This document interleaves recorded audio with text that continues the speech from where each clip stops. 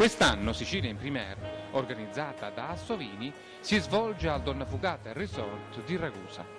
Sono 37 le aziende che partecipano e la rassegna si divide in 3 momenti. Questa sala che vedete è quella dove si svolgono gli incontri con i singoli produttori, mentre al piano superiore in un'altra sala i sommelier servono i vini en primeur o i vini dell'annata in commercio da analizzare in momenti separati.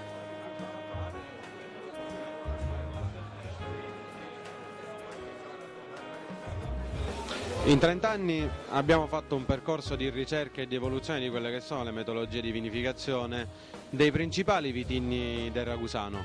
Il frappato, elemento fondamentale del Cerasuolo di Vittoria, è stato oggetto di studio per quasi 20 anni per l'elaborazione sia di vini freschi di pronta beva, ma anche di vini molto elaborati che hanno quell'ambizione di essere conservabili e invecchiabili per più di 15 anni. Il caso del Barocco, elemento vino di punta dell'azienda Avide, che si pone assieme a Tre Carati e Sigillo nell'ottica di un percorso di ricerca e di sviluppo per quanto riguarda i vini di lungo invecchiamento.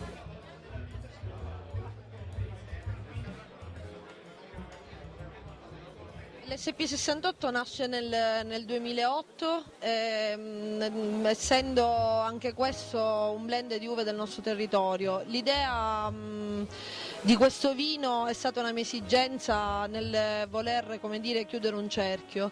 Credo da quando ho iniziato a fare SP68 di sentirmi più azienda. Il discorso di lavorare sui cru è importante, sono delle sfide, sono delle chicche se vogliamo. Avere un vino che magari viene dai vigneti giovani, però che riesce a dare un polmone, anche che è un polmone proprio per l'azienda, a me personalmente mi ha chiuso il cerchio e mi ha fatto sentire azienda proprio.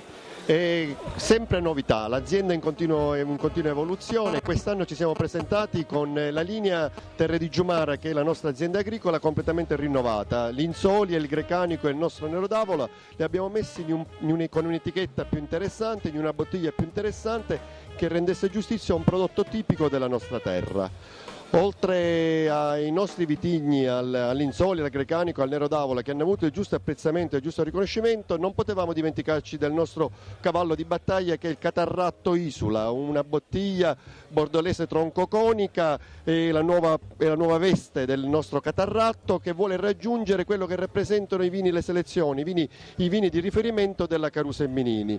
Noi rivendichiamo la nostra territorialità, rivendichiamo la nostra tipicità, siamo orgogliosi di essere siciliani e di lavorare in questa terra e per questa terra.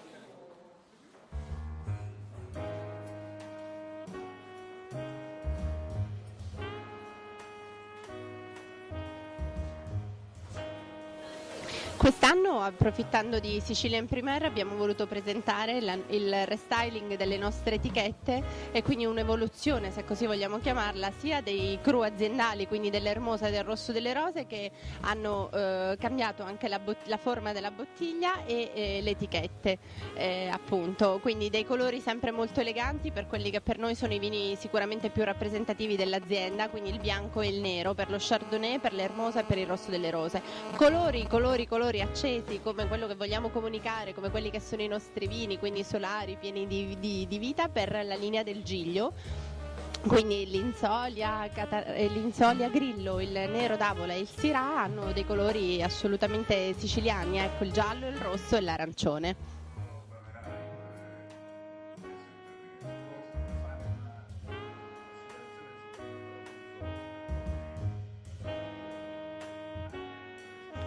Sono piacevoli, sono morbidi, sono profumati, sono gentili, si sposano benissimo con la nuova alimentazione, leggera, a base di verdura, cotture al vapore, dietetica, mediterranea, e sanno di frutto e quindi danno un messaggio forte e immediato di vicinanza alla terra e alla natura, cosa che un consumatore che vive su un grattacielo o in una zona altamente cementificata secondo me oggi vuole e desidera più di tutto il contatto con la terra e con la natura attraverso il frutto